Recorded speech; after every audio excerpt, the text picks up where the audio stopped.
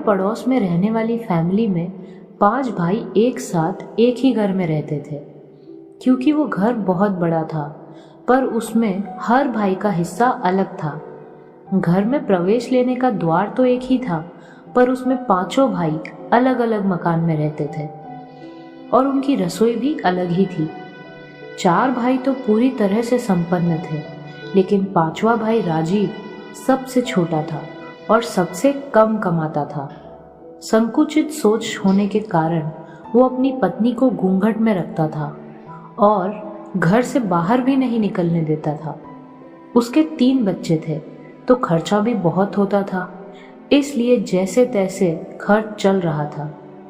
राजीव की आर्थिक स्थिति हमेशा से खराब ही थी और दिन पर दिन खराब होती जा रही थी, क्योंकि बाकी 4 भाई तो पढ़ लिख कर अच्छी नौकरियों में लग गए और दिन पर दिन बढ़ोतरी करते गए, लेकिन राजीव बचपन से ही खराब आदतों में पड़ गया था। पढ़ने लिखने का उसे ज्यादा शौक नहीं था और धीरे धीरे वो शराबी बन गया। वो रोज रात को शराब पीकर सोता था और बिना शराब पिए उसे नींद नहीं आती, और चाहे आमदनी कितनी भी कम हो, उसके लिए सबसे पहली जरूरत शराब ही थी। धीरे धीरे उसका लीवर खराब हो गया और डॉक्टर ने उसे कहा कि उसे दारू पीने की आदत छोड़नी पड़ेगी, क्योंकि अगर उसने एक बूंद भी शराब पी तो वो उसके लिए जहर साबित होगी। थोड़े वक्त तो उसने कंट्रोल किया और उसकी फैमिली वालों ने मिलकर उसका ट्रीटमेंट करवाया।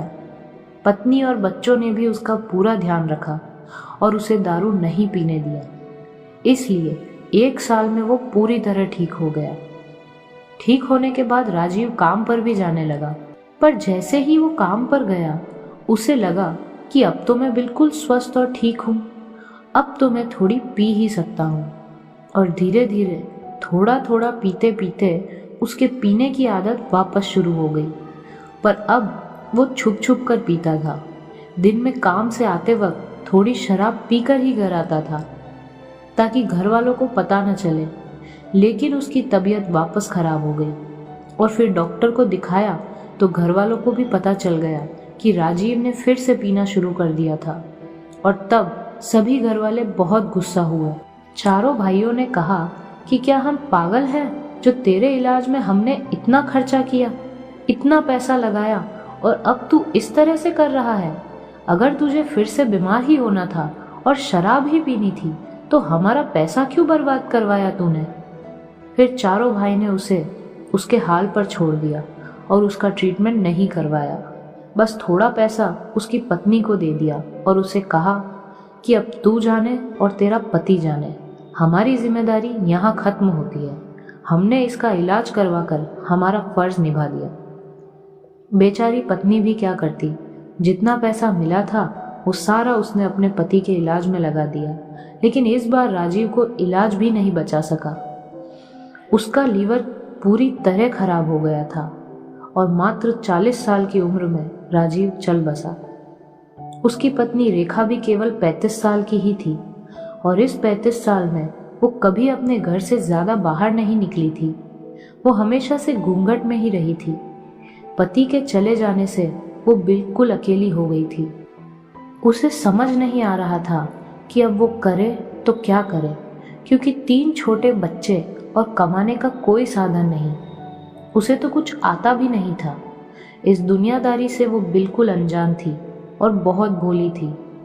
रेखा को ज्यादा कुछ पता भी नहीं चलता था, इसलिए 4 भाइयों ने मिलकर 1-2 महीने तो उसका और उसके बच्चों का खर्च उठाया। लेकिन रेखा को ऐसे किसी का एहसान लेना अच्छा नहीं लग रहा था, तो उसने कुछ करने का सोचा, पर करती भी तो क्या, उसे घर के काम के अलावा कुछ आता भी तो नहीं था। ऐसे में उसने सोचा कि अपने बच्चों को पालने के लिए अगर मुझे किसी के घर में काम भी करना पड़े तो भी मैं करूंगी। पास ही के एक मकान में आशा नाम की एक औरत रहती थी। उसका परिवार और वो दोनों ही बहुत अच्छे थे, इसलिए रेखा ने आशा जी के घर काम करने का सोचा। जैसे ही उसने ये बात अपने परिवार वालों से की तो सभी ने उसे मना कर दिया। उन्होंने रेखा से कहा कि ऐसा काम तू नहीं करेगी, हमारे घर की बहू है, हम इतने संपन्न हैं, और अगर तू किसी के घर में काम करने जाएगी तो हमारी इज्जत का क्या होगा? अगर करना ही है तो कोई नौकरी ढूंढ ले। इस पर रेखा ने कहा कि मुझे कोई काम आता ही नहीं है, मुझे कौन नौकरी देगा? पर परिवार वाले नहीं माने। जब ये बात आशा जी को पता चली तो रेखा के घर वालों से बात करने के लिए वो उसके घर आए। उन्होंने घर वालों से कहा कि रेखा को हम काम वाली नहीं बल्कि हमारे परिवार का सदस्य समझते हैं।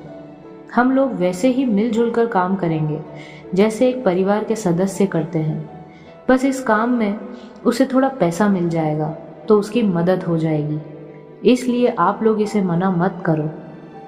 ये बात सुनकर उसके परिवार वाले भी अनमने ढंग से ही सही पर मान गए, क्योंकि उन्हें भी पता था कि हमेशा के लिए रेखा और उसके परिवार का खर्चा आखिर कौन उठाएगा, क्योंकि सबके अपने अपने खर्चे होते हैं और किसी और के परिवार को हमेशा के लिए पालना बहुत मुश्किल होता है।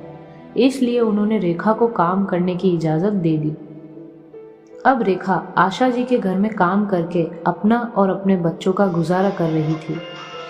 जिस पति ने अपनी पत्नी को हमेशा घूंघट में रखा और उसे कभी घर से नहीं निकलने दिया, आज उसी पत्नी को किसी और के घर में जाकर उनके घर का काम करना पड़ रहा था। यदि वो पति ऐसा नहीं करता और अपनी पत्नी को अपने दम पर खड़े होने देता, उसे कुछ सिखाता, तो शायद आज रेखा को किसी और के घर में काम नहीं करना पड़ता। कुछ आदमी हमेशा अपनी औरत को बांध कर रखते हैं, आत्मनिर्भर नहीं बनने देते। ये तो रेखा की किस्मत अच्छी थी कि उसे आशा जी जैसी औरत मिली।